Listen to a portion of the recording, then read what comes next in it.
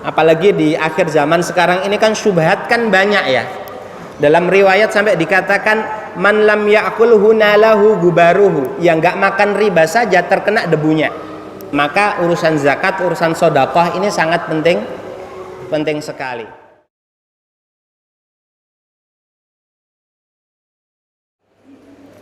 Syaratnya harus sudah sampai nisab dan sudah berlalu 1 haul.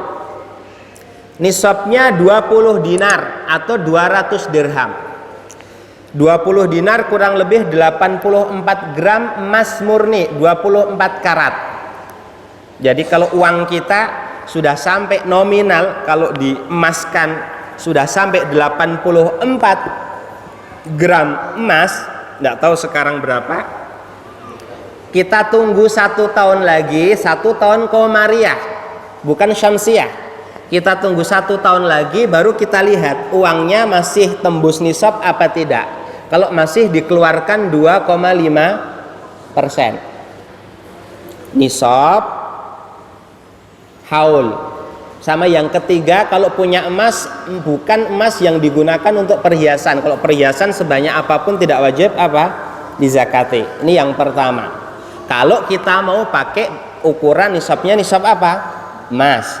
Kalau pakai perak kurang lebih 288 gram perak.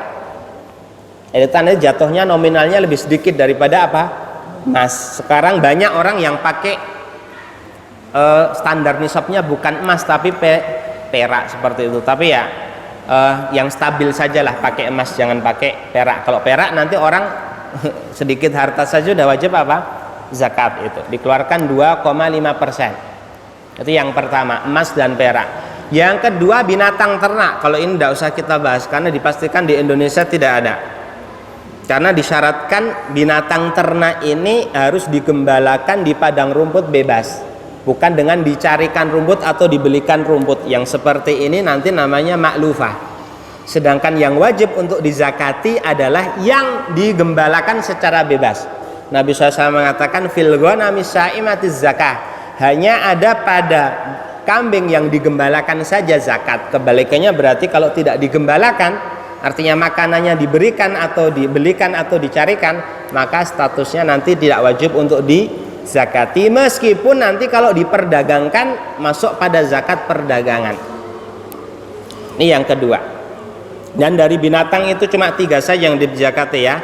Onta, sapi, termasuk juga kerbau, dan yang ketiga adalah kambing. Kalau di daerah di Indonesia rata-rata peternakan semuanya rumputnya dibelikan dan dicarikan, pakannya dibelikan, maka ini tidak terkena zakat binatang ternak. Berbeda mungkin di negara-negara Arab seperti di Sudan, di Mauritania, di apa itu kan padang rumput masih banyak, jadi orang menggembalakan secara bebas seperti itu.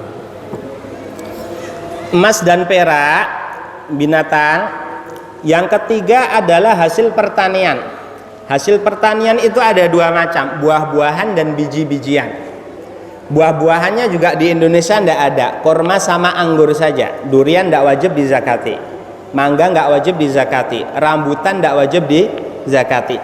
Hanya korma sama anggur saja yang wajib dizakati. Selain daripada itu tidak ada. Yang kedua adalah biji-bijian yang dijadikan sebagai makanan pokok dan bisa disimpan dalam waktu yang lama. Nah, ini kalau di Indonesia ada, yaitu beras. Beras. Nisabnya 5 wiskun. Nisabnya 5 wiskun. 5 wiskun itu kurang lebih 300 sok. 1 sok itu kurang lebih 4 mud. 1 mud itu segini, mil'ul kafaini mutawassitataini. Jadi segenggam 2 telapak tangan gini, tapi tangannya orang Arab ya, bukan tangan orang Indonesia tuh. Ya 1 sok kalau kita hitung mungkin 1 sok 2,5 kilo ya, mungkin sekitar 750 kilo. Sekitar mungkin ya 7 berapa ya? 7,5 kental. Ya, 7,5 kental. Tapi khusus biji yang disimpan dengan kulitnya dilipatkan 2. Berarti kurang lebih 1,5 ton. Dikeluarkan berapanya dilihat. Kalau sawahnya sawah tada hujan atau tinggal belokkan saja aliran sungai, maka dikeluarkan berapa? 1/10-nya. 1/10 dari hasil. Kalau menggunakan diesel nyedot airnya membutuhkan biaya operasional, maka dikeluarkan 1/20. Dikeluarkan 1/20. Hasil panen 1 tahun digabung menjadi 1. Meskipun nanamnya di tahun yang berbeda, kalau panennya 1 tahun digabung jadi 1 untuk menggenapkan nisab. Ini yang punya sawah. Nggak tahu di Pekayan masih ada sawah apa enggak ini. Kalau di Boyolali, di Klaten masih banyak. Ini masih berlaku.